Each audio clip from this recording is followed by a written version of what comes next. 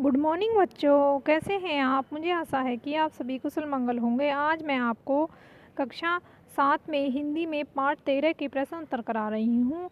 तो सभी बच्चे ध्यानपूर्वक सुनेंगे और फिर अपनी नोटबुक पर लिखेंगे। प्रश्न नंबर 1 है, नीचे दी गई कविता की पंक्तियों को सामान्य वाक्य में बदलिए। यानी कुछ पंक्तियाँ दी गई हैं, उन्हें हमें सामान्य वाक्य में बदलना है। जैसे एक तिनका आँख में मेरी पड़ा, तो इसको कैसे बदलना है। मेरी आँख में एक तिनका पड़ा, मूंड देने लोग कपड़े की लगे। यानी लोग कपड़े की मूंड देने लगे। तो इस तरीके से हमें सामान्य वाक्य में बनाना है, बदलना है। तो कुछ पंक्तियाँ दी गई हैं। नंबर क्या है, एक दिन जब था मुंडेर पर खड़ा। एक दिन जब मुंडेर पर खड़ा था, तो इस तरीके से ये सामान्य वाक्य में बदल गई।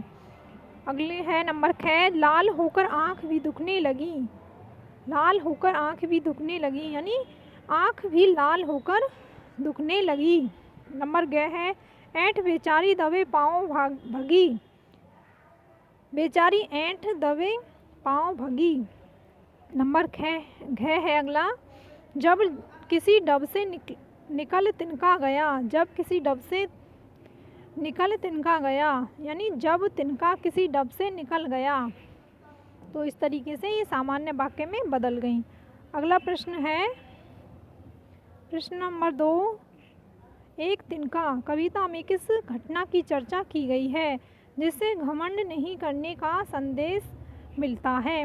एक तिनका कविता में किस घटना की चर्चा की गई है जिससे घमंड नहीं करने का संदेश मिलता है। तो उत्तर है, कविता में चर्चा की गई है जब एक छोटा सा निर्बल घास का टुकड़ा मनुष्य को विवश कर देता है और वह स्वयं को असहाय सा महसूस करने लगता है, तो शक्तिशाली वस्तु तो मनुष्य का नामो निशान मिटा सकती है।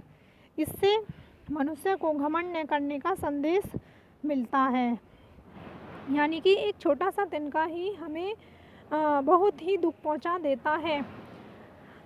यदि शक्तिशाली कोई वस्तु मनुष्य से टकरा जाए या तो मनुष्य का नामो निशान तक मिट जाता है।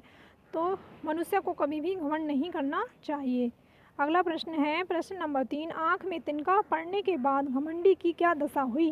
तो इसका उत्तर है, आँख में तिनका पड़ने के बाद घमंडी परेशान हो गया, उसे पीड़ा होने लगी और उसकी सारी ऐंठ घमंड गायब हो गई। उसकी सारी ऐंठ घमंड गायब हो गई। तो ये प्रश्न नंबर 4 नहीं है, ये उत्तर है इसका। प्रश्न नंबर 4 ये गलती से छूट गया था लिखना, तो यहाँ पर मैंने लिख दिया है, घमंडी की आँख से तिनका निकालने के लिए उसके आसपास लोगों ने क्या किया। तो ये प्रश्न यहाँ से उतारेंगे आप, नीचे जो लिख रहा है, और फिर इसका उत्तर लिखेंगे। ये उत्तर है, ये गलती से रह गया है, तो यहाँ पर आप उत्तर लिखेंगे। यहाँ पर घमंडी की आँख से तिनका निकालने के लिए आसपास के लोगों ने कपड़े को लपेटकर मूंड बनाया और वे उसकी मदद से आँख में पड़ा तिनका निकालने का प्रयास करने लगे। लोगों ने कैसे मदद की, घमंडी की आँख से तिनका निकालने के लिए आसपास के लोगों ने कपड़े की मूंड बनाई, यानी कपड़े को लपेटकर मूंड बनाया और उसकी मदद से आँख में पड़ा तिनका निकाला। प्रश्न नंबर 5, एक तिनका कविता में घमंडी को उसकी समझ ने चेतावनी दी। एक तिनका कविता में घमंडी को उसकी समझ ने चेतावनी दी। क्या चेतावनी दी, ऐंठता तो किस लिए इतना रहा, एक तिनका है बहुत तेरे लिए। ऐंठता तो किस लिए इतना रहा, एक तिनका है बहुत तेरे लिए। इसी प्रकार की चेतावनी कबीर ने भी दी है। क्या दी है, तिनका कबहू ने निदई पाँव तले जो होए, कबहू उड़ी आँखिन परे पीर घनेरी होए। यानी इसी प्रकार की चेतावनी कबीर ने दी है। तिनका कबहू ने निदरी पावे तले जो होए, कबहू उड़ी आँखिन परे पीर घनेरी होए। इन दोनों में क्या समानता है और क्या अंतर, लिखिए। ठीक है, इन दोनों में जो हमें पाठ में मिली है और ये कबीर की जो चेतावनी है, इन दोनों में क्या अंतर और समानता है, ये पूछ रहा है प्रश्न में। तो पहले हम समानता देखेंगे। दोनों में समानता, क्या समानता है?